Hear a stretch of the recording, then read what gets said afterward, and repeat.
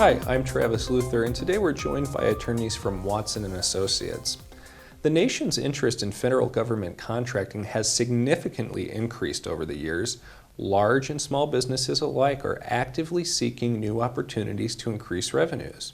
The U.S. government is by far the largest customer of commercial services and products. Although a very lucrative venture, there are complex regulations and laws that contractors must face. In the current administration, there is a mandate for more scrutiny on federal contracts and performance. This puts current contractors in sensitive situations. Here with us today is Theodore Watson, managing member of Watson & Associates, LLC, a government contracting and business law firm. Theodore, thank you for being with us. Thanks for having me.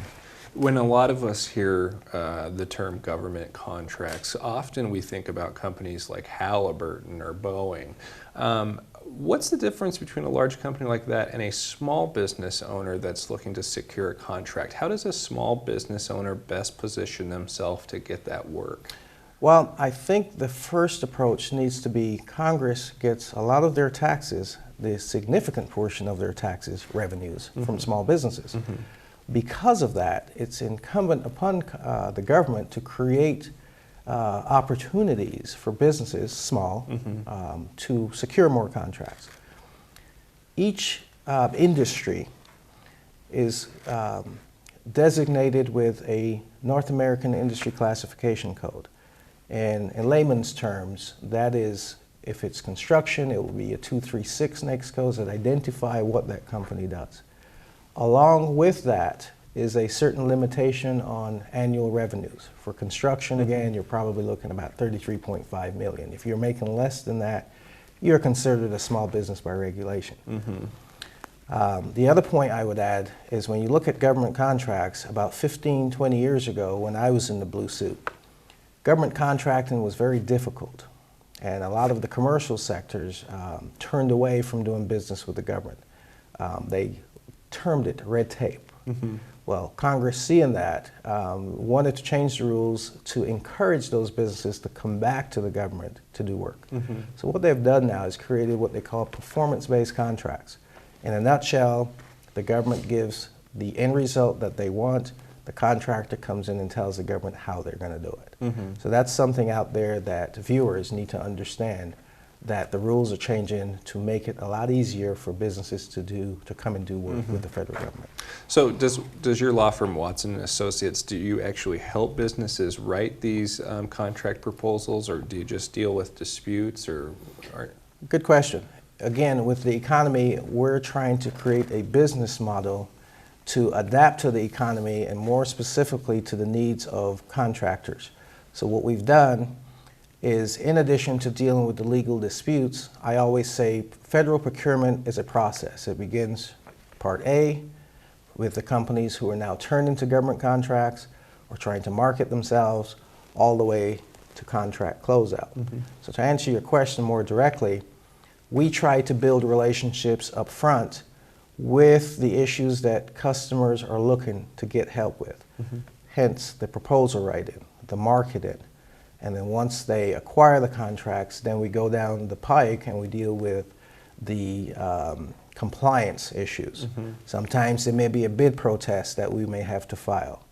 So in comparison to the other traditional law firms, what we're trying to do is adjust to the economy and focus on what the clients are really facing to increase their bottom line. So it's an A through Z process. And so, having been in the military yourself and having been a small business owner yourself acquiring government contracts, I suppose you won't admit it, but you probably do have some pretty significant insight into that process and how it works. I mean, does that really play to your firm's advantage in being able to help process these things? Perfect question. I think for any client, whether it's a contractor or anybody, when they come to firms like mine, they want to understand first that you understand what their concerns and problems are. So to answer your question, I think a good position to be in is to be able to understand the other side. I've been there on the other side, dealing with the small business programs and so forth, so that when clients come to me, it's not just for a legal dispute. I know how the process works. So I'm in a better position to align them with how to restructure, how to refocus, how to develop internal controls so that they can be in compliance. So in actual fact, they're talking to somebody that has been on the other side. Okay?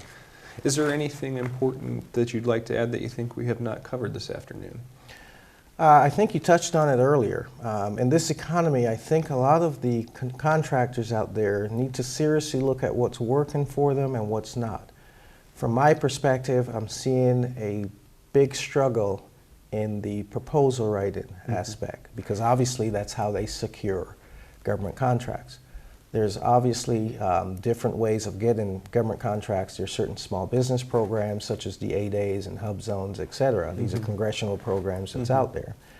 But I really think that they need to focus on or restructuring what they have done in the past to adjust to the way the economy is going now, and more importantly, how are the agencies changing the old habits and selecting bids for award. Once they adjust and do that, what we're doing is offering training in the various aspects. For 2012, for example, we have a lot of bid protest classes and how to prevent them, proposal writing classes to really get into the meat and potatoes about what really works instead of just the general overview of proposal writing. That's kind of what you see out there now. And do you provide free consultations? Actually, we do. Yes, and obviously I think that's to the benefit of the client. The relationships that we form, the client has to see, as we talked about earlier, do we understand what their problem is? And I think it's fair to a potential client to at least be able to not be charged for that time, to be able to see if there's a relationship. So yes, we do offer free consultations. Okay, well thank you, Mr. Watson. I appreciate you coming down this afternoon. Thanks, it's been a pleasure. If you are a business owner and you're considering looking into government contracts, or you've filed a government contract and you have some questions or concerns about that process, I would encourage you to reach out to the law firm of Watson and Associates.